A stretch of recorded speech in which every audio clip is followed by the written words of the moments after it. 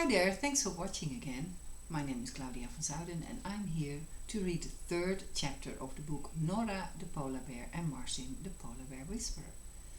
You might have already been able to listen to the first two chapters, so I don't want to recall those right now. If you haven't, then you can go on the channel and see them as well. There's also a video that I recorded where I explain why I wrote the book in the first place. So welcome, and let's start today with the third chapter of Norah. Here she is, this way. And it's called If Everything Changes, Everything is Possible. I hope you're enjoying it so far. Please join me with the third chapter. Most of us know that in life everything changes all the time and nothing stays exactly the same.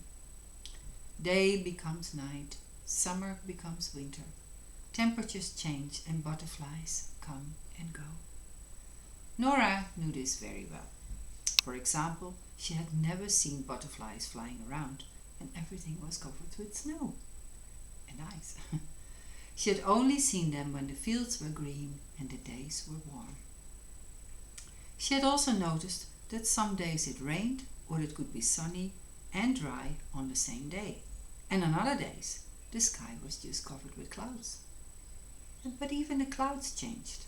They looked grey, they could look nearly black, or they could be all joined together and look like a big white blanket.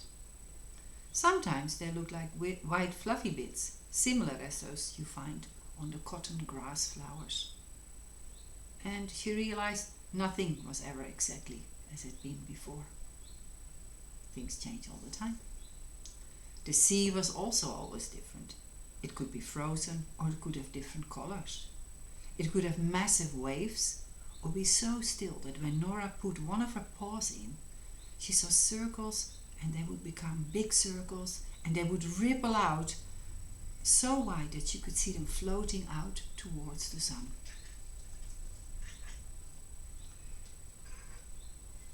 Hello, Tara. Tara always when I read wants to say something as well, so maybe that was good morning, I don't know. Oh, hello, Tara. Norah had accepted that things change all the time. She knew to enjoy the fun things that would happen and to accept certain things she could not change, such as the weather. If she could change it, she actually would do something about it. Birds were some of Norah's best friends.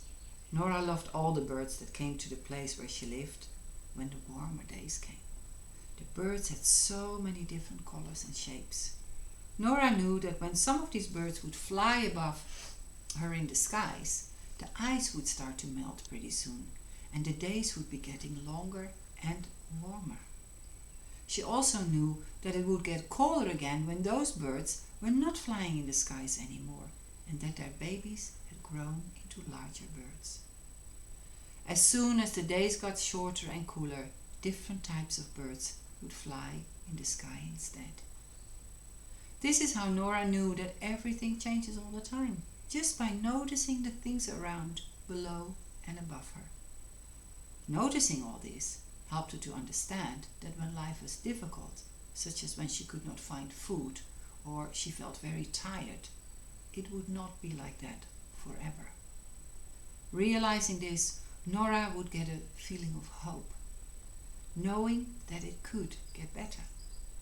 She would ask herself what she could do, even if it was just a small thing, that could make her feel better in the meantime, until she had found a solution for the problem. There had been a few times when Norah felt very hungry because of not having food for a while. And once it had been really cold for a very long period of time, and she had looked everywhere for food. For many days she could not find anything to eat, and in the far distance she could see those grey clouds coming closer and closer towards her, and she knew that those types of clouds would bring a massive snowstorm. As she was still feeling really hungry, she knew that it was impossible to continue to try and find food whenever the snowstorm would arrive. The snow would soon be falling all around her, preventing her to see far distances. Norah decided at that time that it would be best to stay calm and look for a shelter from the storm. Pretty soon Norah managed to find a place to hide. The place she found was a covered space hidden inside a few massive rocks. The rocks were mostly covered in ice and snow, which made the shelter look like a small cave. Norah was still very hungry, but knew that continuing to hunt for food meant she would only exhaust herself, and it would mean that she would use most of the little energy she had left in her body. She decided to save her energy for now and look further for food when the storm had passed. She felt that was the best solution for the moment.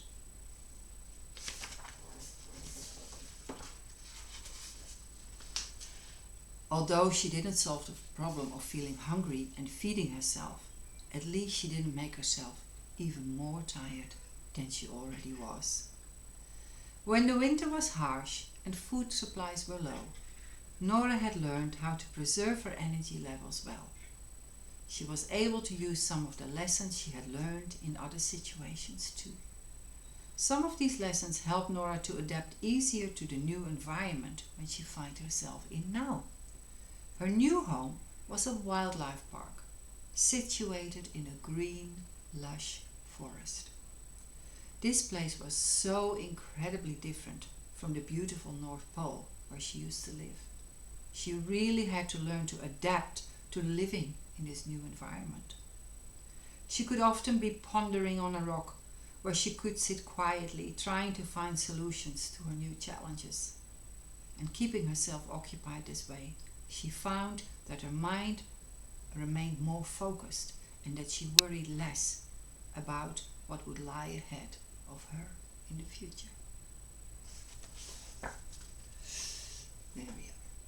And that's Norah when she would be having a great day and she would be able to catch her meal, catch her fish, and things were maybe a little bit easier then. I love that picture, by the way. It's so beautiful that Brenda made that as well. I love all the pictures. You'll hear me say that quite a few times. But yeah,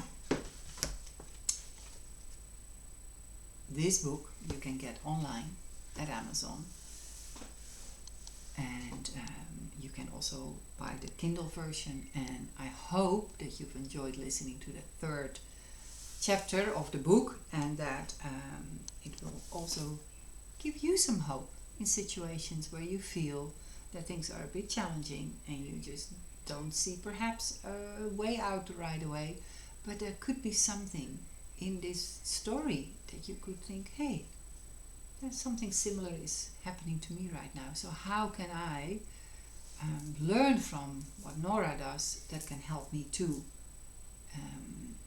to give me some hope, or perhaps find a solution for something that I am finding a little bit difficult right now. I hope you enjoyed it. I hope you will join me next time when I read chapter 4. And chapter 4 will be about the why Norah got into the wildlife zoo where she's living now. Anyway, it's called I'm trying to see if you can get it. No, it says caught. That's it. Focusing on it.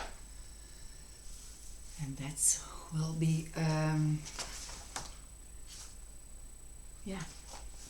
little bit more information why she got there in her new home. Looking forward to seeing you next time. Thank you for watching. Bye for now.